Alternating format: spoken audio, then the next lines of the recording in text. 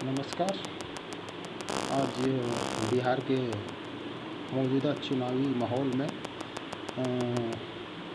मैं खुद एक प्रवासी मज़दूर जो पिछले 23 साल से प्रवासी ही हूँ और मैं अभी के बदलते बिहार के माहौल में कुछ बात करना चाहता हूँ ताकि एक बार फिर से बिहार को न ठगा जाए, बिहारियों को न ठगा जाए और बिहार में जो माहौल बदल रहा है, जो परिवर्तन की लहर चल रही है, उस लहर को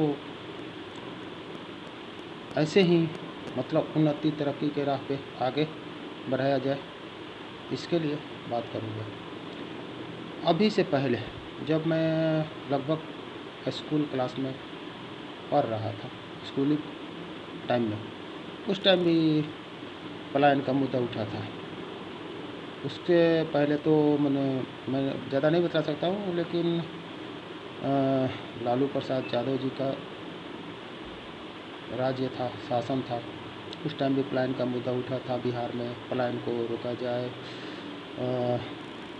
बिहारी मजदूरों को रोका जाए। उस टाइम भी तमाम स्टेटों में गतिविधि वैसे होती थी। महाराष्ट्र में कभी कोई कांड हुआ, कभी तमिलनाडु में हुआ, कभी गुजरात में हुआ, कभी कोलकाता में हुआ, लेकिन फिर वही होता था। इलेक्शन के टाइम में बस वही जातिवाद फलाना ढिंगला करके फिर वही होता था। इलेक्शन ख़त्म, माहौल ख़त्म, फिर सरकार वही बन गई। अभी जब एक नया परिवर्तन का युग चला है, प्रशांत किशोर जी जन सुराज पार्टी लेकर के आए हैं। इनका बहुत ही बढ़िया सोच विचार है। प्रशांत किशोर जी के बारे में मैं 2 शब्द बोलना चाहता हूँ। प्रशांत किशोर जी अगर चाहते सत्ता और शासन करने का, तो प्रशांत किशोर जी को इतना मेहनत करने की ज़रूरत नहीं थी।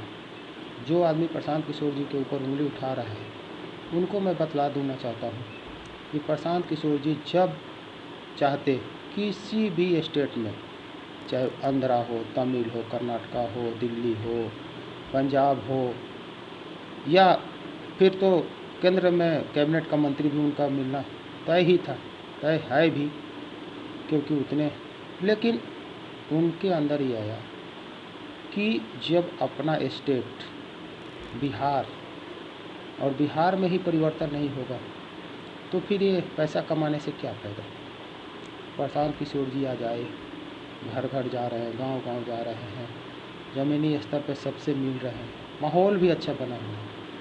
तो अब इसमें और आज ऐसे हो गया है कि धीरे धीरे बिहार का जो चुनाव है वो जातिगत माहौल से बदल करके सिर्फ विकास की बात हो रही है। हर पार्टी पलायन, रोजगार के मुद्दे पर आ रही है।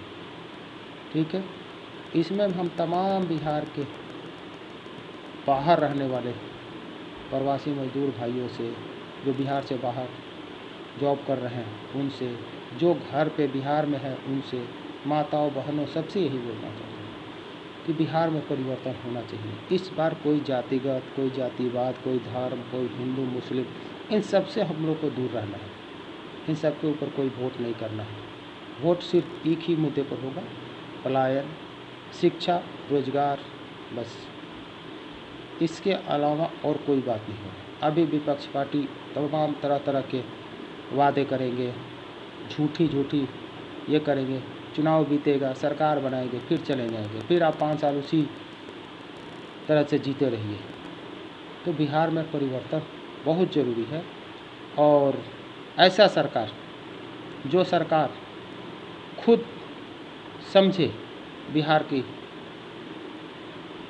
हालत को और बिहार के हालात को, कि बिहार में क्या चीज़ चाहिए, क्या होना चाहिए। जुमले वाली सरकार नहीं चाहिए।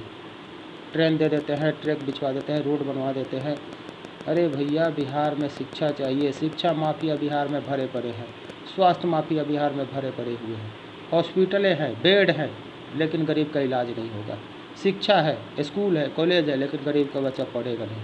अब कौन सी दुनिया में जी रहे हो? जिसका पहुंच है, जिसके पास पैसा है, उन्हीं का इलाज होगा, उन्हीं के बच्चे पढ़ेंगे। तो ये सब मूल रूप से सुधरना चाहिए और बिहार को, बिहार जो उसका नाम है, वो प्राथमिकता मिलना चाहिए। इसी के साथ मैं बोलूँगा, जय हिंद, जय बिहार।